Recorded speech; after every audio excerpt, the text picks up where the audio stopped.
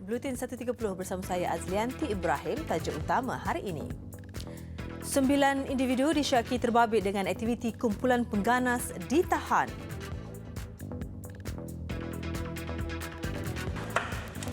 Juga bermula 15 Mac, caj 20 sen ke atas beg plastik di wilayah Persekutuan.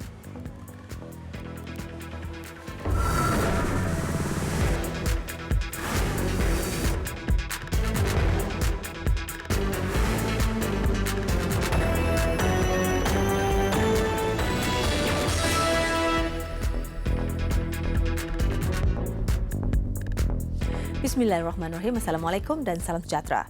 Seramai 9 individu disyaki terbabit dengan aktiviti kumpulan pengganas ditahan bahagian kaunter terorisme cawangan khas polis di Raja Malaysia. Mereka terdiri daripada 6 warga Mesir, 2 warga tempatan dan seorang warga Tunisia. Ketua Polis Negara Tan Sri Muhammad Fuzi Harun dalam satu kenyataan memaklumkan tangkapan dibuat antara 2 hingga 9 Februari lalu dalam beberapa siri serbuan sekitar Lembah Kelang dan Sarawak.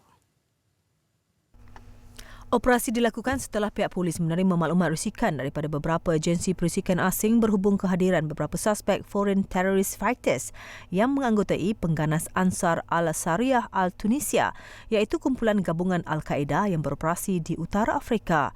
Hasil siasatan turut mendedahkan anasir yang cuba menjadikan Malaysia sebagai safe haven dengan cara menyusup masuk ke negara ini menerusi penggunaan dokumen palsu, perkahwinan dengan rakyat tempatan dan berniaga. Kesemua yang ditangkap disyaki melakukan kesalahan di bawah bab 6A, kesalahan berkaitan keganasan, Kanun Keseksaan Akta 574 dan disiasat mengikut prosedur di bawah Akta Kesalahan Keselamatan Langkah-Langkah Khas 2012, Akta 747. Kesemua suspek warga asing telah diusir ke negara asal 5 Mac lalu serta dicadangkan untuk disenarai hitam dari memasuki Malaysia seumur hidup.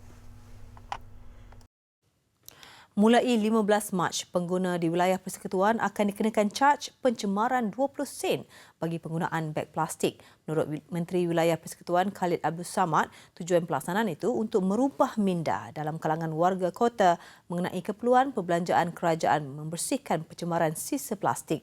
Ia juga selaras dengan Pelan Hala Tuju Malaysia ke arah sifar plastik sekali guna 2018-2030. Jelas Khalid, maklum balas diterima daripada peniaga dan penjaja mendapati usaha mengurangkan penggunaan beg plastik tidak akan berjaya selagi ia masih disediakan kepada pengguna secara percuma.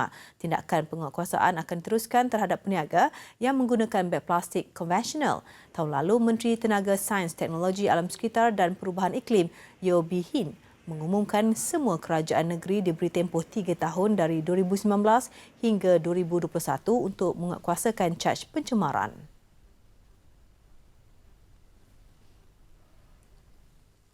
Kementerian Perdagangan Dalam Negeri dan Hal Ehwal Pengguna Kuala Lumpur dan Gombak melancarkan op bersepadu bersama Dewan Bandaraya Kuala Lumpur di BKL ke atas Pasar Borong Kuala Lumpur dan Pasar Harian Selayang bagi memburu peniaga yang sering meletakkan tanda harga berbeza awal pagi tadi. Operasi dilakukan ekoran aduan pengguna yang berdepan masalah sedemikian ketika mengunjungi pasar berkenaan pada waktu pagi dan malam. Operasi serentak bermula jam 2 pagi tadi disertai 79 anggota dan pegawai nyata mengejutkan lebih 1,000 peniaga. Kira-kira 1,390 gerai diperiksa secara menyeluruh. Ketika pemeriksaan dilakukan, banyak peniaga mula menukar tanda harga kepada yang ditetapkan. Ada juga yang kelang kabut menetapkan penimbang. Bila kami sampai, peniaga dah mula letak tanda harga. Tetapi pada masa yang sama kita berjaya jugalah mengkompaun 17 peniaga atas kesalahan kegagalan letak tanda harga.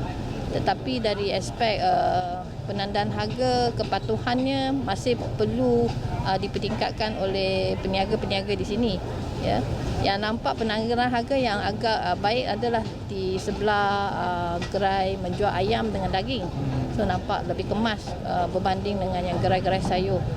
Hasil operasi mendapati 12 kes melanggar kesalahan di bawah Perintah 3/1 Perintah Kawalan Harga atau Penandaan Harga oleh Penjual Runcit 1993, manakala 23 kes dikesan membuat kesalahan di bawah Seksyen 14/16 Akta Timbang dan Sukat 1972. Dalam pukul 3 sampai pukul 8 baru ada tanda harga. Kalau dalam pukul 3 ke bawah tu sukati dia buat harga. Tanya meja ni harga lain, meja ni harga lain. Ada waktu berbeza. Ha? Harga tu beza ke? Memang jauh beza, kongkong RM5. Sementara itu, penguatkuasa di BKL mengenakan kompaun kepada 13 peniaga bagi kesalahan 3/1 Undang-Undang Kecil, Pelisenan dan Gerai 1989, 5 kes sitaan atas kesalahan 23/1 di Undang-Undang Pasar Borong 2002 dan 1 kes sitaan halangan 46/1 di Undang-Undang Kecil Pasar Kuala Lumpur 1984.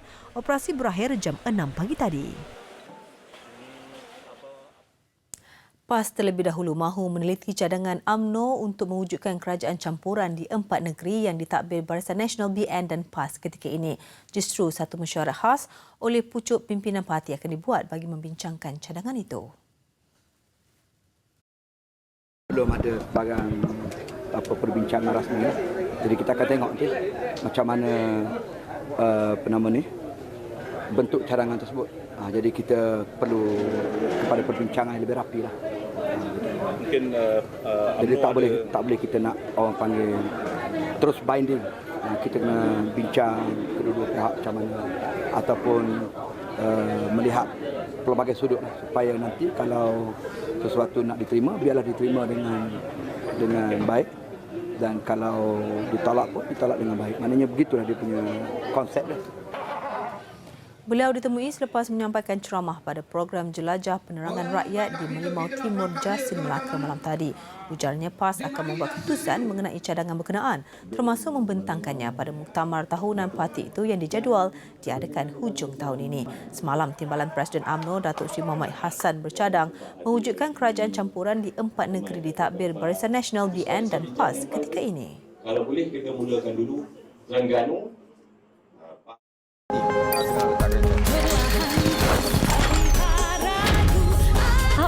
32 megapiksel, kamera depan terangkat. Vivo.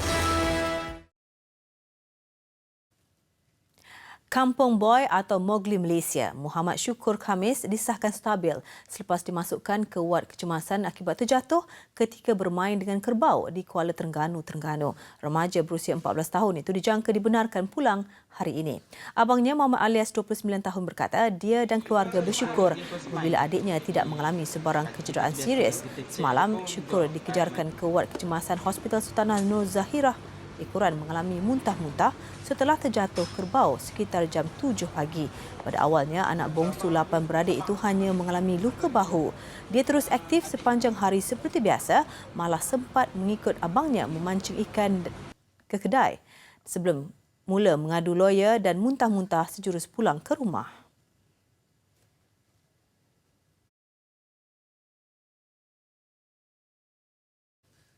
Kunjungan oleh pengurusan tertinggi Co-op Bank pertama CBP membuat tuah kepada Nur Amanina Nordin apabila dia ditawarkan kerja di bank itu.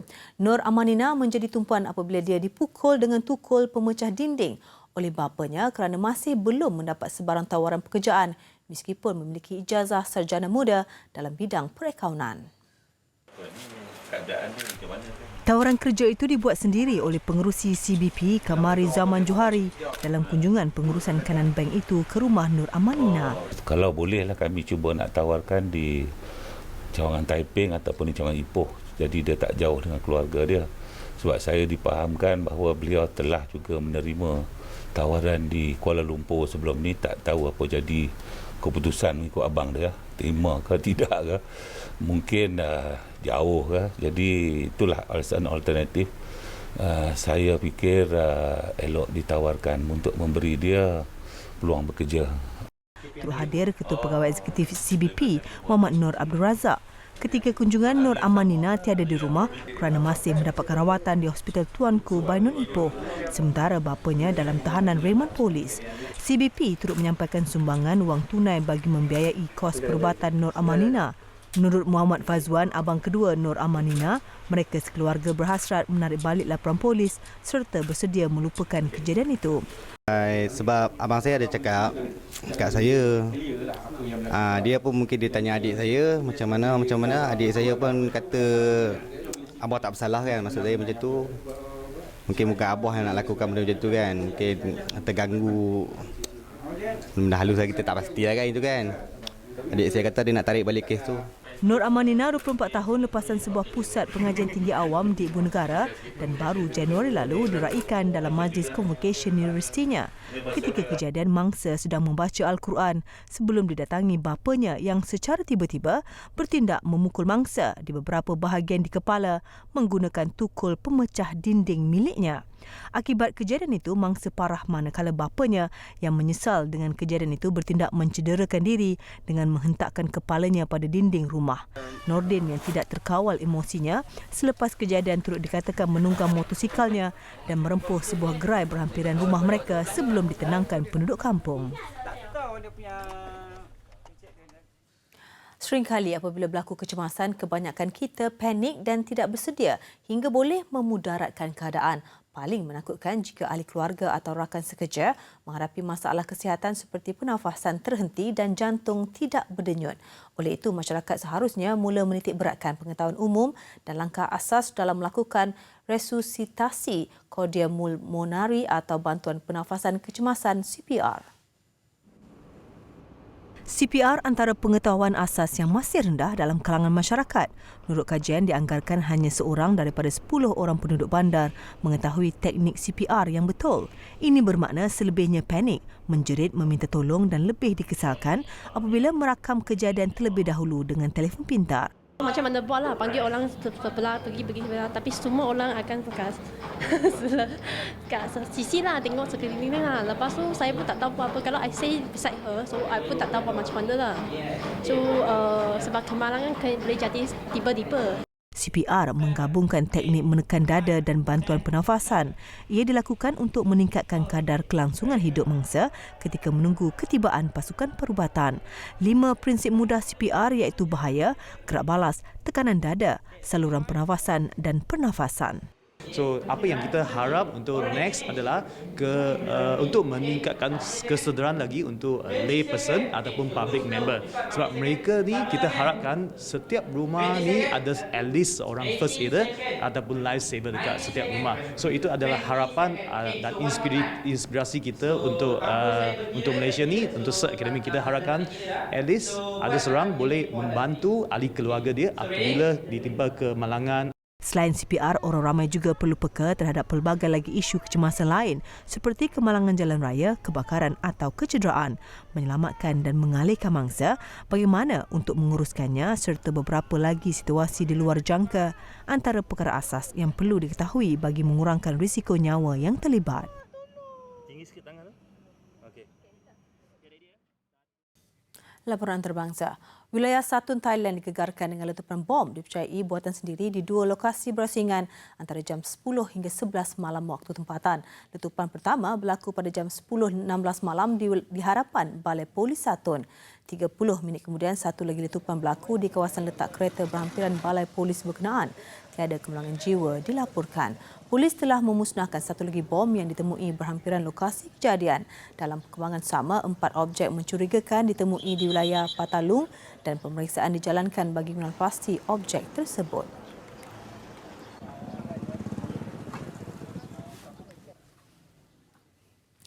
Gangguan elektrik di Venezuela telah mengakibatkan 15 pesakit buah pinggang kronik meninggal dunia apabila gagal mendapatkan rawatan dialisis. Perkara itu didedahkan kumpulan pertubuhan bukan kerajaan negara itu.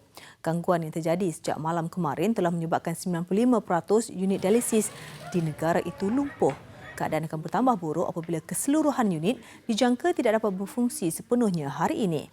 Berdasarkan rekod, terdapat 10,200 pesakit yang bergantung kepada mesin dialisis kini berdepan dengan risiko kematian susulan gangguan bekalan elektrik.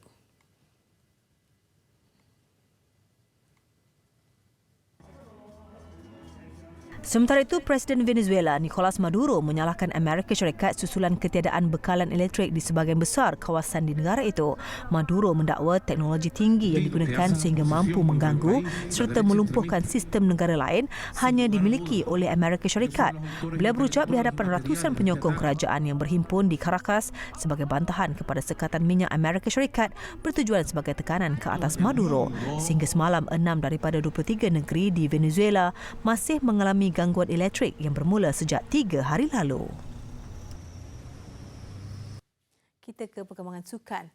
Kem badminton negara nyata ceria apabila pertandingan bergu lelaki Aaron Chia Su Ho Yik menempah tempat ke perlawanan akhir selepas menundukkan pasangan Indonesia dalam saingan separuh akhir awal pagi tadi. Bergu negara itu melakar upset apabila menundukkan pilihan ke-8 kejohanan Farjar Alfian Muhammad Rian Ardianto dalam pertarungan 3 set 12-21, 22-20, 21-19 sekaligus mara ke final dalam penampilan sulung mereka di kejohanan bertaraf Super 1000.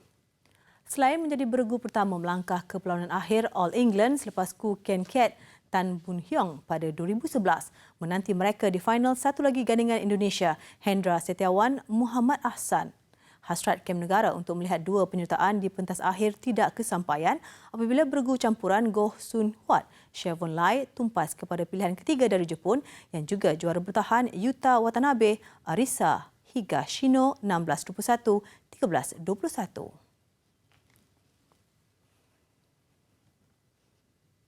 Saingan Liga Super terus rancak dengan 4 lagi perlawanan dilangsungkan malam tadi. Johor Darul Takzim JDT mendapati ramalan mencatat kemenangan ke atas PKNP-FC sekaligus naik semula ke tangga teratas. PKNS-FC menewaskan Felda United dengan keputusan 2-0 sementara Terengganu FC berjaya membenam Melaka dengan 3 gol. Perak pula akhirnya lega merakam kemenangan sulung dalam aksi kelima dengan mengecewakan PJ City FC. Aksi tumpuan semestinya penampilan Johor Darul Takzim yang melayani kunjungan PKNP-FC di Stadium Tan Sri Hassan Yunos dilakin dalam usaha kembali semula ke puncak Liga selepas dipintas Pahang yang turun lebih awal. Penyokong tuan rumah ceria meraihkan jaringan pembukaan hasil penyudah penyerang import Leandro Velancres minit ke-27. Tidak sampai 10 minit selepas itu, PKNP dihukum pula dengan sepakan penalti. Menyaksikan giliran Diogo Santo memanfaatkan peluang keemasan untuk mencatat nama selaku penjaring kedua pasukan. Ancaman tuan rumah terus memerangkap PKNP yang sekali lagi menghadiahkan penalti kepada skuad Harimau Selatan pada minit ke-41. Sepakan diambil Gonzalo Cabrera menerjah jaring untuk melebarkan kedudukan 3-0 menuju rehat. Bersambung separuh masa kedua, JDT tidak membenarkan lawan bangkit. Nasib PKNP bertambah malang apabila ketua pasukan Ahmad Syukri Abdul Hamid dilayangkan kad merah oleh pengadil gara-gara kekasaran memaksa mereka menghabiskan permainan dengan 10 orang pemain. Kedudukan 3-0 kekal hingga tamat permainan, menyaksikan JDT mencatat kemenangan kelima dan mengumpul 16 mata untuk merampas gelaran pendahulu daripada Pahang. PKNP-FC pula terus dirundung kekalahan kelima dan menghuni tangga kedua terbawah. Dua pemain daripada skuad bawah 23. Sementara itu, pertemuan PKNS-FC dan Felda United berlangsung di Stadium Shah Alam. PKNS memperoleh jaringan pertama pada minit ke-23 hasil penyudah Romel Morales.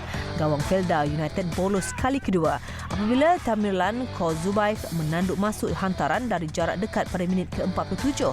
Keputusan 2-0 memihak PKNS membolehkan mereka meraih 3 mata dan naik ke tangga keempat memintas Melaka.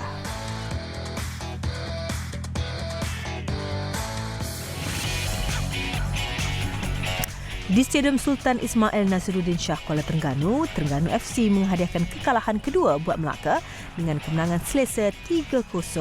Tuan rumah mendahului lawan 2-0 pada separuh masa pertama hasil gol pendahuluan Nasrullah Hanif Johan pada minit ke-24 disusuli satu lagi jaringan disumbangkan Sanjar Shahmedov 3 minit sebelum permainan berhenti rehat.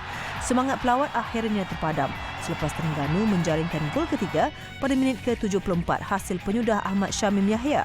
Keciciran mata menyebabkan Melaka turun ke tangga kelima dipintas PKNS-FC, manakala tuan rumah ceria merakam kemenangan kedua saingan Liga. Dalam pada itu, Perak akhirnya ceria merakam kemenangan sulung Liga Super selepas menang tipis 1-0 ke atas PJ City FC di hadapan penyokong sendiri. Jaringan penting itu dihasilkan pada separuh masa pertama selepas pengadil menghadiahkan sepakan penalti kepada tuan rumah. Wanda Lewis tidak mensesiakan peluang untuk menewaskan penjaga gol lawan di minit ke-39.